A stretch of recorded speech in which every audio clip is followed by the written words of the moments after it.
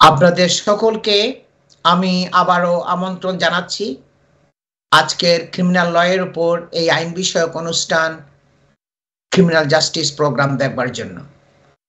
আমি Azam and co সলিসিটরসের principal solicitor Shafiul Azam. আপনারা আজকে দেখছেন 25 বছর বয়স্ক যুবক, সে তার গ্র্যান্ডফাদারকে হত্যা করেছে, যার জন্য আপনার জাজ, ওল্ড বেইলির জাজ তাকে সেন্টেন্স দিচ্ছিল। জাজ বলছে কি, that you used a kitchen knife to repeatedly cut his bed-bound victim's throat with severe force and stab him in the mouth and eyes until he was utterly powerless.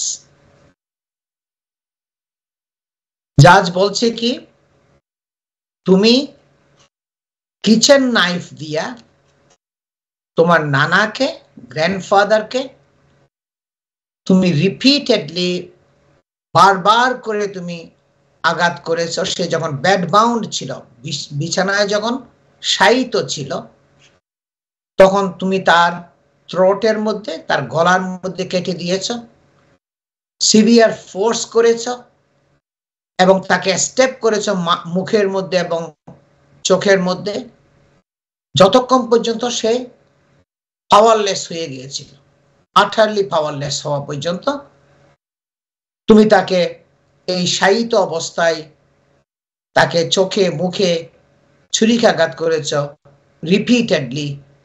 এই কথাগুলো জাজ বলছে। এবং jurors heard during the trial the brutal attack was carried out with the intention to kill because Oliver was very angry at learning of allegations against his grandfather of historical sexual abuse.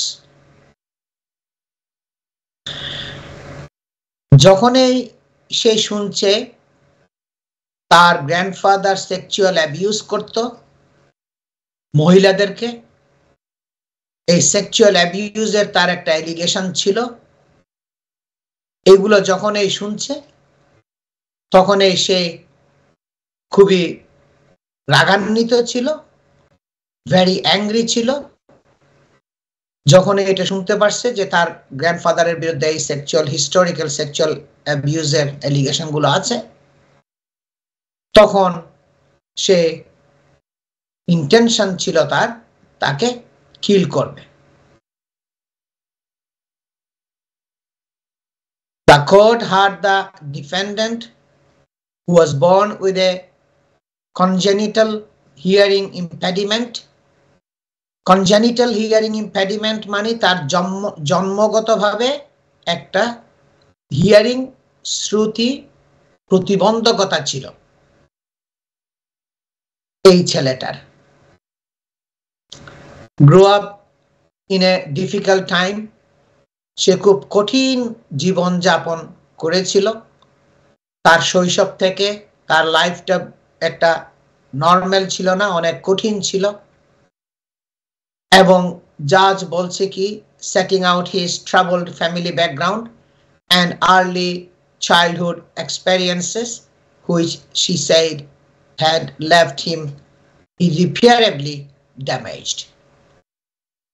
জাজ আপনারা শুনবেন একদম একের পর এক তার সম্বন্ধে বলে গেছে, তার চাইল্ডহুডটা কত ডিফিকাল্ট ছিল, তার কিভাবে শৈশব জীবন থেকে সে কঠিন জীবন যাপন করেছে, এবং তার যে অভিজ্ঞতা চাইল্ডহুডের ডিফিকাল্টিস, এবং তার যে এই সমস্ত মিলে সে একটা ইররিপেয়ারেবল ড্যামেজড চাইল্ড ছিল, একদম অপূরণীয়ভাবে একটা ড্যামেজড হয়েছিল এই চাইল্ডটা।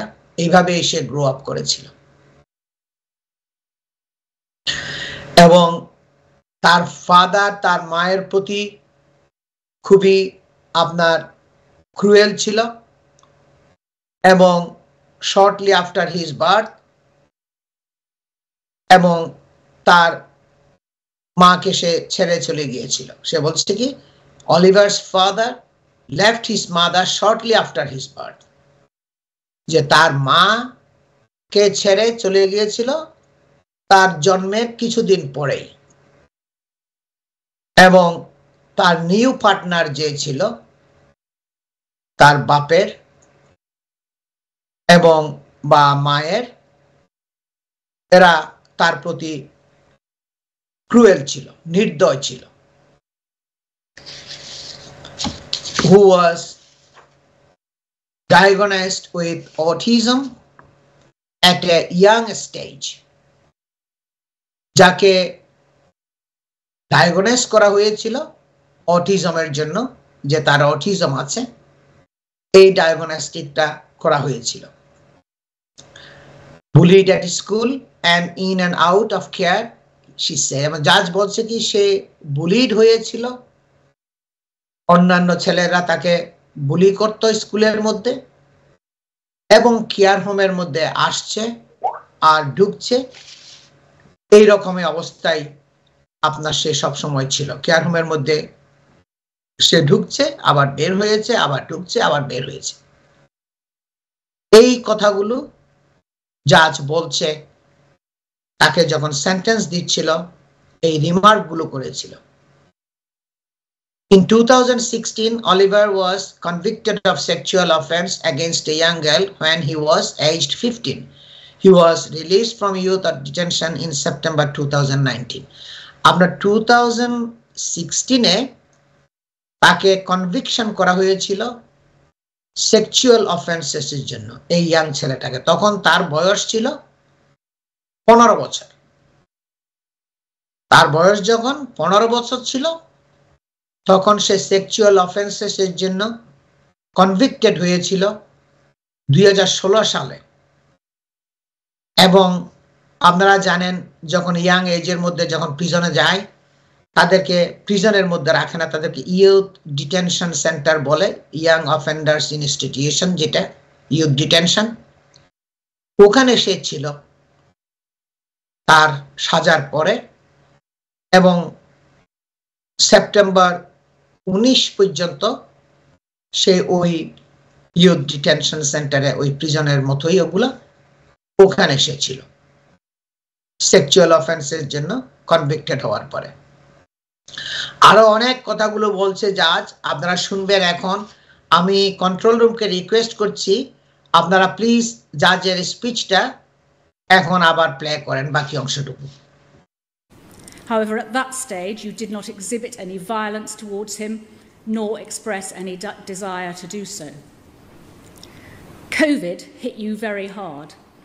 You became obsessive about catching the virus and behaved in very extreme ways in order to avoid doing so. You also became paranoid about infecting your grandparents and avoided contact with them. Your mental health deteriorated as a result because you were isolated and separated from your grandmother. On Christmas Eve 2020, you went to your grandmother's house and asked her to help you to commit suicide by providing for you an overdose of tablets. You said that you wanted to die in her arms. She comforted you and she dissuaded you. You stayed at your grandparents' house for Christmas, but then returned to your flat on the 27th of December. From that date onwards, you would speak to your nan on the phone 3 or 4 times every hour. On the 6th of January of 2021, you rang your nan again, intent on killing yourself. She tried to persuade you not to do so, but you called the RSPCA and asked them to collect your pet ferret, telling the operator that you were going to commit suicide. The operator noted that you were speaking most bizarrely and making very little sense. That call was recorded and the jury heard the nature of the things which you were saying, which were psychotic in nature. Of particular concern is your assertion in that call that you'd been looking at child pornography and had exposed yourself. On that occasion, you were taken to hospital, But due to your autism, you did not understand that you were expected to stay there, and instead you took a taxi to your nan's house. She wanted you to stay with her, but you went back to your flat because of concern for your pet. You were in no fit state to be left unsupervised. Your nan said that by then, quotes, we all knew he wasn't well and tried to get him an appointment, close quotes. On the 14th of January, you attempted suicide again, firstly by trying to hang yourself and then by drinking bathwater contaminated with bleach. You were taken to accident and emergency, but released to the home treatment team. Your nan described you on that day as, quotes, absolutely tormented. You were only relaxed if you could lie next to your nan and hold her arm. Your medication was increased, and your home treatment team was then changed from the team which had been looking after you near your flat to the one near your grandparents. From the 15th of January, you never left your nan's address again until your arrest for murder. You spent your days with your nan and continued to speak about demons who were out to get you. At about this time, your mother told you that she would not have peace until your grandfather was dead. You also knew by then how unhappy he had made your grandmother. On the 18th of January, you watched a film with your nan about an abused orphan and texted your mother about the effect that film had had upon you. On the morning of the killing, the 19th of January, the carers came as usual to see to your grandfather's needs. When they had gone, your nan took him a biscuit and a cup of coffee. That was the last time she saw him alive. She noted that you were jittery and couldn't rest. You asked to lie down next to her, which you did. However, when she got up, you then went downstairs. It was about 11:30 or 11:45 that morning. You selected a knife from the kitchen and you went to your grandfather's room. You then cut his throat repeatedly with severe force. You stabbed his mouth so that he could not cry out, and his eyes so that he couldn't look at you as you killed him. He tried in vain to protect himself by raising his right arm. He was utterly powerless. There were a total of 21 stab wounds to the face, 7 to the torso, and obvious defence injuries. He died very quickly of massive blood loss. Following the killing, you told your nan what you had done, saying, quotes, he can't hurt you anymore, nan. You also texted your mother saying, quotes, Mum, I've killed Grandad. I love you.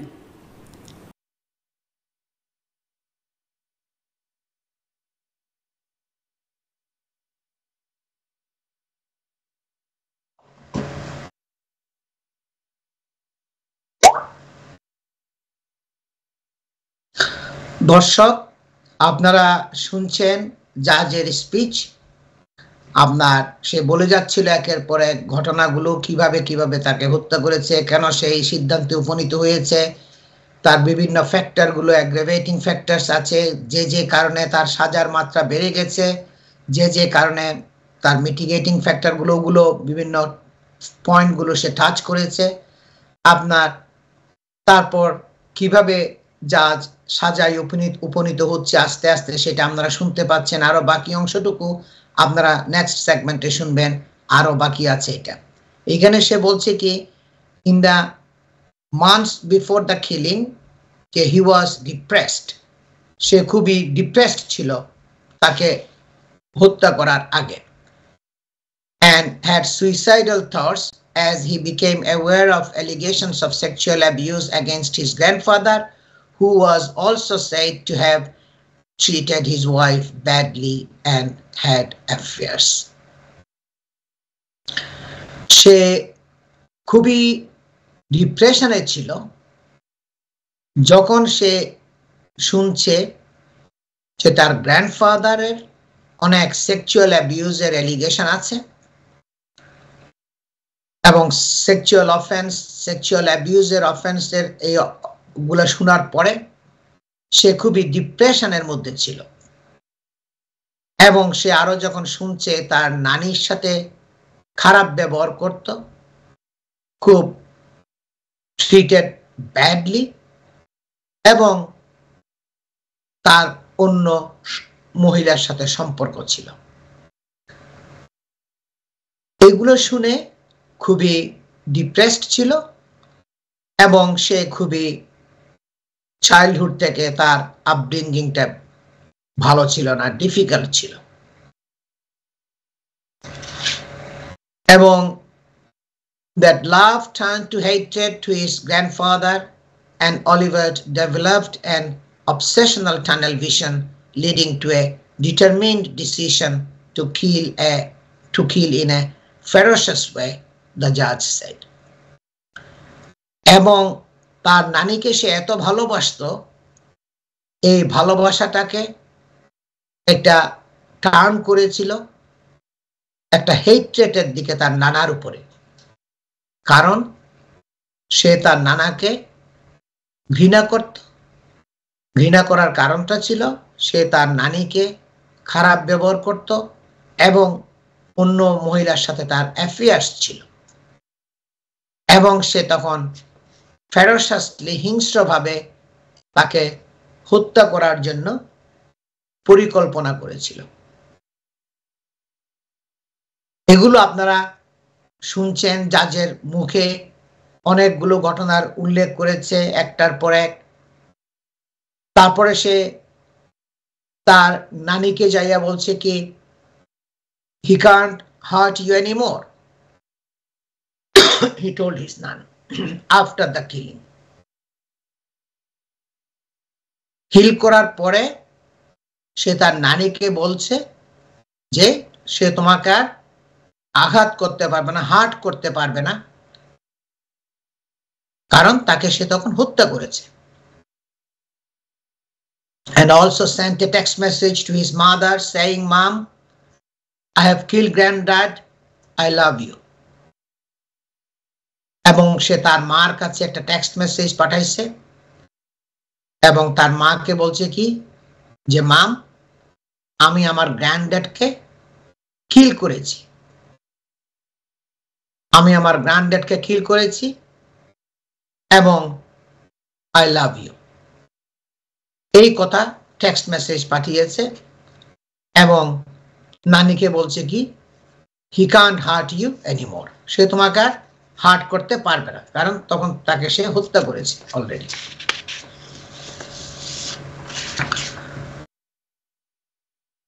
Oliver was said to have autistic spectrum disorder, which combined with other emotional and mental factors diminished his responsibility for the killing. এবং এই ছেলেটার একটা autistic ছিল, autistic রোগ, এটা তো আপনারা জানেন, অটিস্টিক ছেলে মেয়েরা এরকম, সে অটিস্টিক ছিল। তার সাথে আরো তার ইমোশনাল এবং মেন্টাল ফ্যাক্টর গুলো ছিল, মানসিক রোগী ছিল, সেটা মেন্টাল পেশেন্ট ছিল, যার জন্য এই কিলিং এর জন্য যে দায়িত্বটা, এটার দায়িত্বটা একটু কমিয়ে দিয়েছে।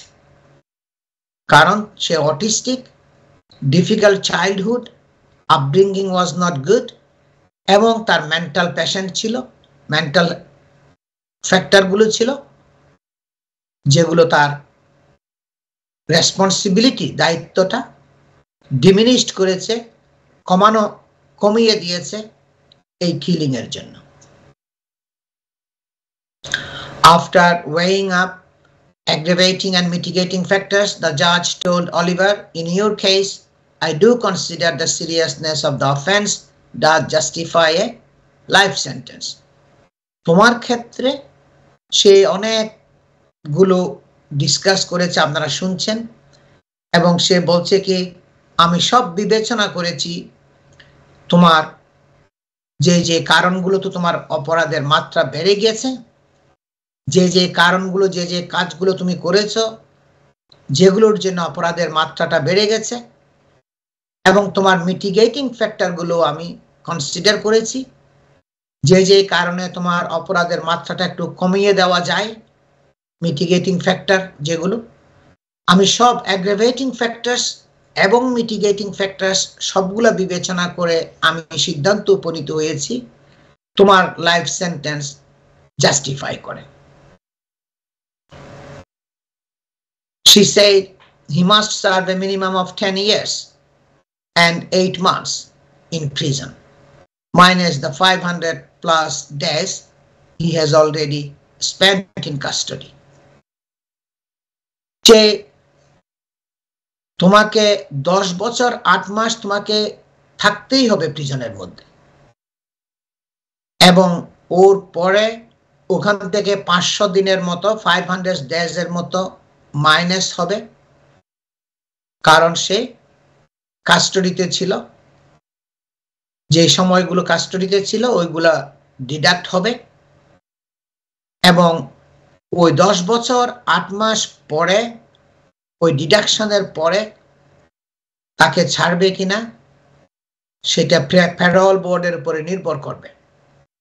প্যারোল বোর্ড ওই সময়ে আবার রিভিউ করবে এবং কনসিডার করবে সে তখনও আপনার রিস্ক কিনা কমিউনিটির মাঝে, তাকে ছাড়াটা উচিত হবে কিনা, এবং ওই রিস্কগুলো এভালুয়েট করে মূল্যায়ন করে বিচার বিবেচনা করে তখন আপনার প্যারোল বোর্ড ডিসিশন নেবে তাকে ছাড়বে কিনা ওই 10 বছর 8 মাস পর।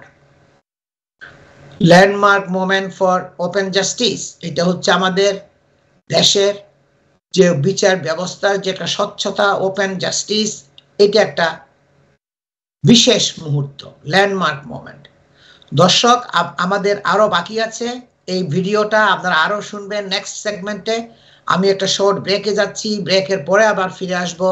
আমি আজম এন্ড কো সলিসিটরস এর প্রিন্সিপাল সলিসিটর শফিউল আজম, সবাই আমার সাথেই থাকুন এবং আপনারা জাজের বাকি অংশটুকু, ভিডিওর বাকি অংশটুকু শুনবেন।